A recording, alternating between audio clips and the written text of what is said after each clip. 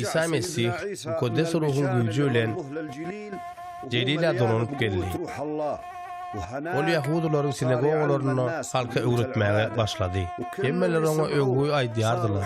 Onuň at owazy etragyň çar tarapyna ýerdi. Hezreti İsa Celil'in töwrüne aýlanyp başlady. We iň soňunda özüniň dogduk mekany bolan Nasir owazyna dolanyp geldi. Ol sabat güni adatdaky ýaly sinagoganyň kapysyndan girdi. Allah'ın mukaddes ýazgylaryndan okumak üçin ona Ysmaýyl Pygamberleriň kitabyny berdiler. Ol hem kitaby açyp şu sözleriň ýazylan ýerini gatydan okudy.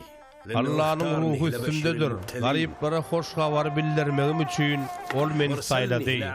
Tutsaglary azatlygy. Görlere gözüniň açyljakdygyny uglan etmäge ol meni iýberdi.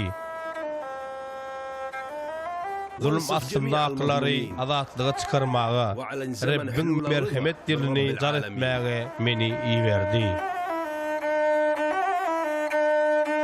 Ondan kitab yapıp, onu ýzyna hyzmatkara berdi de oturdy.